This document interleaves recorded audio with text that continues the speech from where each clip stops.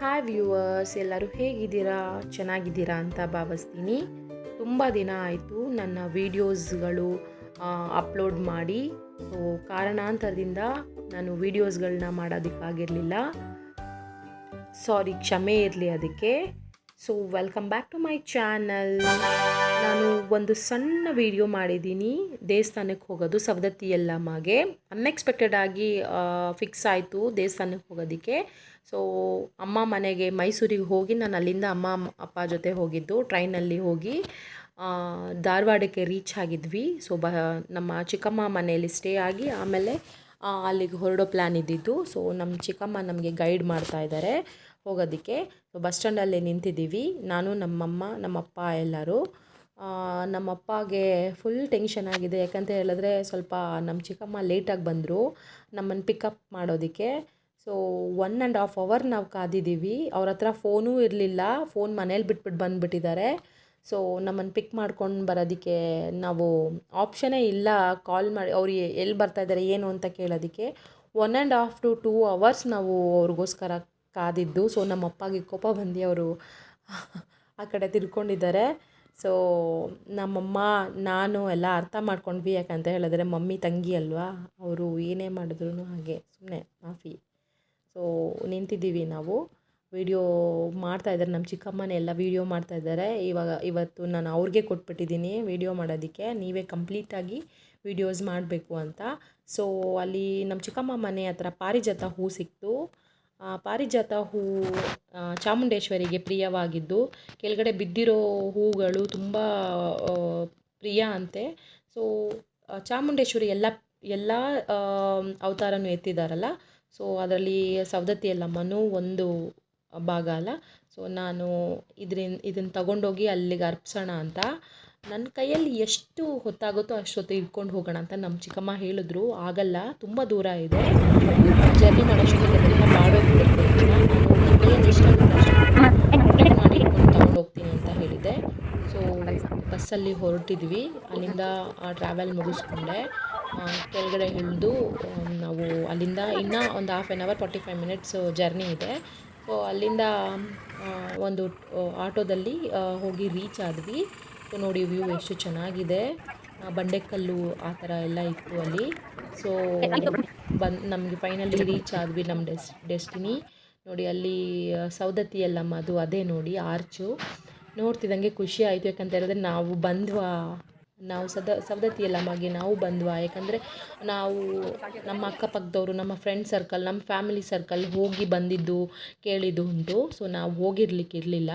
So first time ಹೋಗಿದ್ವಿ ಅಲ್ಲ, ನಮಗೆ ತುಂಬ ಆಶ್ಚರ್ಯನೂ ಆಗ್ತೈತೆ, ಯಾಕಂತ ಹೇಳಿದ್ರೆ ಸಡನ್ನಾಗಿ ನಮಗೆ ಹೋಗೋ ಆಪರ್ಚುನಿಟಿ ಸಿಗ್ತಲ್ಲ. ಸೊ ಅಲ್ಲಿ ನಮ್ಮ ನಾರ್ಮಲ್ ದೇವಸ್ಥಾನಕ್ಕೆ ಹೋದಾಗ ನದಿಗಳು ಆ ಥರ ಎಲ್ಲ ಇರುತ್ತಲ್ಲ, ಸೊ ಅಲ್ಲಿ ಆ ಥರ ಎಲ್ಲ ಇರಲಿಲ್ಲ. ಹೀಗೆ ನಲ್ಲಿಲಿ ನೀರು ಬರ್ತಾಯಿತ್ತು, ಒಂದು ಬಕೆಟಲ್ಲಿ ಇಟ್ಕೊಂಡು ನಾವು ಸ್ನಾನ ಮಾಡಬೇಕಾಗಿತ್ತು. ನೋಡಿ ಓಪನ್ ಪ್ಲೇಸಲ್ಲಿ, ಆ್ಯಕ್ಚುಲಿ ಓಪನ್ ಪ್ಲೇಸಿಂದ ನಾವು ಸ್ನಾನ ಮಾಡ್ಕೊಂಡು ಹೋಗಬೇಕು. ಅಲ್ಲಿ ಡ್ರೆಸ್ ಚೇಂಜಿಗೂ ಅಷ್ಟೇ ಅಲ್ಲಿ ಫೆಸಿಲಿಟಿ ಇರಲಿಲ್ಲ ನಮಗೆ. ಅಲ್ಲಿ ಒಂದು ಬಕೆಟಲ್ಲಿ ನೀರು ಹಾಕ್ಕೊಂಡ್ರೆ ತುಂಬ ಶ್ರೇಷ್ಠ ಅಂತ ಹೇಳ್ತಾರೆ. ಆ ಬಕೆಟಿಂದ ನೀರು ಹಾಕ್ಸ್ಕೊಂಡ್ವಿ. ಒಂದು ಬಕೆಟ್ಗೆ 20 rupees ಅಂತ ಅಂತೆ. ಸೊ ಅಲ್ಲಿಂದ ನಾವು ಒಂದೊಂದು ಬಕೆಟ್ ಎಲ್ಲ ಹಾಕ್ಸ್ಕೊಂಡ್ವಿ. ನಮ್ಮ ಚಿಕ್ಕಮ್ಮಗೆ ಗೊತ್ತಿರಲಿಲ್ಲ, ಯಾಕಂತ ಹೇಳಿದ್ರೆ ಮುಂಚೆ ಅಮೌಂಟ್ ತೊಗೊತಿರ್ಲಿಲ್ವಂತೆ, ಈಗೆಲ್ಲ ಸ್ವಲ್ಪ ಅಮೌಂಟ್ ತೊಗೊತಾ ಇದ್ದಾರೆ. ಸೊ ಪರವಾಗಿಲ್ಲ, ನಾವು ಎಷ್ಟೆಷ್ಟೋ ಖರ್ಚು ಮಾಡ್ತೀವಂತೆ. ಸೊ ಪ್ರಾಬ್ಲಮ್ ಇಲ್ಲ ಅಂತ ನಾವು ನೀರು ಹಾಕ್ಕೊಂಡು ಡ್ರೆಸ್ ಚೇಂಜ್ ಮಾಡೋದಕ್ಕೆ ಅಂತ ಹೊರಟ್ವಿ. ಅಲ್ಲಿ ಡ್ರೆಸ್ ಚೇಂಜಿಗೂ ಫೆಸಿಲಿಟಿ ಇರಲಿಲ್ಲ. ಹೇಗೋ ಸೀರೆ ಇಟ್ಕೊಂಡು ಅಡ್ಡ ಇಟ್ಕೊಂಡು ಡ್ರೆಸ್ ಚೇಂಜ್ ಮಾಡ್ಕೊಂಡು ರೆಡಿ ಮಾಡಿಕೊಂಡು ಹೋದ್ವಿ. ಬಟ್ ಅಲ್ಲಿ ದೇವಸ್ಥಾನದ ಒಳಗಡೆ ಹೋಗೋದಕ್ಕೆ ಈ ಥರ ಎಣ್ಣೆ ಮತ್ತು ಅರಿಶಿನ ಕುಂಕುಮ ಮತ್ತು ಭಂಡಾರ ಅಂತ ಕೊಡ್ತಾರೆ. ಅದು ಒಳಗಡೆ ತಗೊಂಡು ಹೋಗಿ ನಾವೇ ಅರ್ಚನೆ ಮಾಡೋ ಥರ ಮೇಲೆ ಎಲ್ಲ ಗೋಡೆ ಮೇಲೆಲ್ಲ ಅರ್ಚನೆ ಮಾಡಿ ನಮ್ಮ ಇಷ್ಟಾರ್ಥ ಏನಿದೆ ಅದು ಸಿದ್ಧಿಯಾಗಬೇಕು ಅಂತ ಹೇಳಿದ್ರೆ ಅಲ್ಲಿ ಅರಿಶಿನ ಎಲ್ಲ ಗೋಡೆ ಮೇಲೆ ಹೆಚ್ಚಿ ಹೋಗಬೇಕಂತೆ. ಸೊ ನಾವು ಮಾಡಿಕೊಂಡು ಒಳಗಡೆ ಹೋಗ್ತಿದ್ವಿ. ಇನ್ನೇನು ಒಳಗಡೆ ಹೋಗಬೇಕು, ಯಾಕಂತ ಹೇಳಿದ್ರೆ ಎಲ್ಲರಿಗೂ ಆ ಭಾಗ್ಯ ಸಿಗಲ್ಲ. ದೇವ್ರ ಪ್ರೇರಣೆ ಆಗಬೇಕಂತೆ ದೇವಸ್ಥಾನಗಳಿಗೆ ಹೋಗಬೇಕು ಅಂತ ಹೇಳಿದ್ರೆ. ನಮಗೆ ಆವತ್ತಿನ ದಿವಸ ನಮಗೆ ತುಂಬಾ ಖುಷಿ ಆಯಿತು. ಯಾಕಂತ ಹೇಳಿದ್ರೆ ನಮ್ಗೆ ಆ ಭಾಗ್ಯ ಸಿಕ್ತಲ್ಲ ಅಂತ ಒಳಗಡೆ ತುಂಬ ವೀಡಿಯೋ ಮಾಡಲಿಲ್ಲ. ಯಾಕಂದರೆ ಗರ್ಭಗುಡಿ ಒಳಗಡೆ ಮಾಡಬಾರ್ದು ವೀಡಿಯೋಸು. ಸೊ ನಾನು ಸ್ವಲ್ಪ ವೀಡಿಯೋ ಮಾಡಿ ಹಾಗೆ ಕೆಳಗಡೆ ಮಾ ವಿಡಿಯೋನ ಡೌನ್ ಮಾಡಿಬಿಟ್ಟೆ. ಸೊ ನನಗೆ ಒಳಗಡೆ ಗರ್ಭಗುಡಿ ಹೋಗ್ತಿದ್ದಂಗೆ ನನಗೆ ಒಂದು ಕ್ಷಣ ನನಗೆ ಏನು ಅಂದ್ಕೊಂಡಿದ್ದೀನಿ ಅದನ್ನು ದೇವ್ರ ಹತ್ರ ಕೇಳ್ಕೊಳೋದಕ್ಕೆ ಆಗಲಿ. ಯಾಕಂದರೆ ಒಂದು ವೈಬ್ರೇಷನ್ ಸ್ಟಾರ್ಟ್ ಆಗುತ್ತೆ ಒಳಗಡೆನೆ.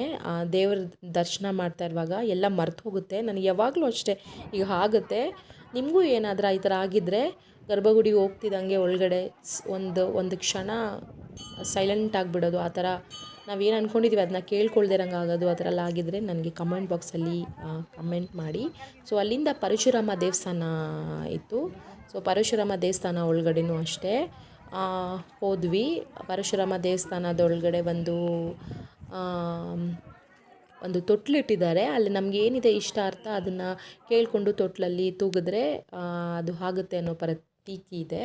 ಸೊ ಅದು ಮುಗಿಸ್ಕೊಂಡು ನಾವು ಇನ್ನೇನು ಕೆಳಗಡೆ ಇಳಿದು ಬಂದ್ವಿ. ಅಲ್ಲಿಂದ ತುಂಬಾ ಹೊಟ್ಟೆ ಹಸಿತಾಯಿತ್ತು ಜೋರಾಗಿ. ಅಪ್ಪ ಅಲ್ಲಿಂದ ಸಿಗ್ನೇಚರ್ ಫುಡ್ಡು ಗೊತ್ತಲ್ಲ. ಸೊ ಅಪ್ಪ ಅಲ್ಲಿಂದು ಸಿಗ್ನೇಚರ್ ಫುಡ್ಡು ತೊಗೊಳ್ಳೋಣ ಅಂತ ಜೋಳದ ರೊಟ್ಟಿ, ಚಪಾತಿ, ಶೇಂಗಾ ಪುರಿ ಎಲ್ಲ ಕೊಟ್ಟಿದ್ದರು.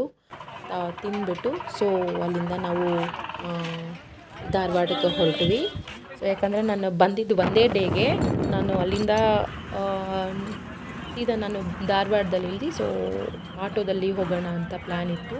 ನನಗೆ ಒಂದೇ ದಿನ ಟೈಮ್ ಹೆಚ್ಚಿರಲಿಲ್ಲ ನನಗೆ. ಸೊ ನಾನು ಮಾತ್ರ ಬಂದುಬಿಟ್ಟೆ. ನಮ್ಮ ಚಿಕ್ಕಮ್ಮ ತುಂಬಾ ಜೋಶಲ್ಲಿದ್ದರು. ಅವ್ರಿಗೆ ತುಂಬ ಖುಷಿ ಆಯಿತು ಪಾಪ. ತುಂಬ ವರ್ಷ ಆಗಿತ್ತು ನಾವು ಅವ್ರು ಹೋಗಿ. ನನ್ನ ತಂಗಿ ಆ್ಯಕ್ಚುಲಿ 1 ವರ್ಷದವಳು 2 ವರ್ಷದವಳು ಆವಾಗ ಹೋಗಿದ್ದಿದ್ದು. ನಾನು ಬಿಫೋರ್ ಮ್ಯಾರೇಜ್ ಹೋಗಿದ್ದು. ಸೊ ಹೋಗಿದ್ದಕ್ಕೆ ತುಂಬಾ ಖುಷಿ ಆಯಿತು ಅವ್ರಿಗೆ. ಅವ್ರು ಫುಲ್ ಎಂಜಾಯ್ ಮಾಡ್ತಾಯಿದ್ದಾರೆ ನೋಡಿ. ಅವ್ರು ನನಗೆ ವಿಶ್ ಮಾಡಿದ್ರು, ನಿನ್ನ ವೀಡಿಯೋಸು ಯೂಟ್ಯೂಬಲ್ಲಿ ಹಾಕು, ನಿನ್ಗೆ ಒಳ್ಳೇದಾಗಲಿ ಅಂತ, ಇನ್ನೂ ಹೆಚ್ಚು ವೀಡಿಯೋಸು ಮಾಡೋಕ್ಕಾಗಲಿ, ವ್ಯೂವರ್ಸ್ ಜಾಸ್ತಿ ಆಗಲಿ ಅಂತ ಹೇಳಿ ವಿಶ್ ಮಾಡಿದ್ರು. ಅದಕ್ಕೆ ನನಗೆ ತುಂಬ ಖುಷಿ ಆಯಿತು. ಸೊ ನನ್ನ ತಂಗಿ ಮತ್ತು ನಮ್ಮ ಚಿಕ್ಕಮ್ಮ ಇಬ್ಬರು ನನ್ನ ಸೆಂಡ್ ಆಫಿಗೆ ಬಂದಿದ್ದರು. ಸೊ ಅಲ್ಲೇ ನಾನೊಂದು 2 ಪಿಕ್ ತೊಗೊಂಡ್ವಿ. ಪಾಪ ನನ್ನ ತಂಗಿ ತುಂಬಾ ಬೇಜಾರು ಮಾಡಿಕೊಂಡು ಹೋಗ್ತಾಯಿದ್ದೀನಿ ಅಂತ. ನೆಕ್ಸ್ಟ್ ಯಾವಾಗ ಬರ್ತೀರಾ ಅಂತ ಕೇಳಿದ್ಲು. ಸೊ ತುಂಬ ವರ್ಷ ಆಯ್ತು. ಯಾಕಂದರೆ ಅವಳು ಮಗುಲಿದ್ದಾಗ ನಾನು ಬಂದಿದ್ದು. ಇಷ್ಟು ಬೆಳೆದ್ಬಿಟ್ಟಿದ್ದಾಳೆ ಅವಳು. ಸೊ ನನಗೂ ಫೀಲ್ ಆಯಿತು. ಸೊ ಅವಳಿಗೊಂದು ಟೈಟ್ ಹಗ್ ಮಾಡಿ ಇಬ್ರಿಗೂ ಟಾಟಾ ಬಾಯ್ ಬಾಯ್ ಹೇಳಿ ನಾನು ನನ್ನ ಟ್ರೈನ್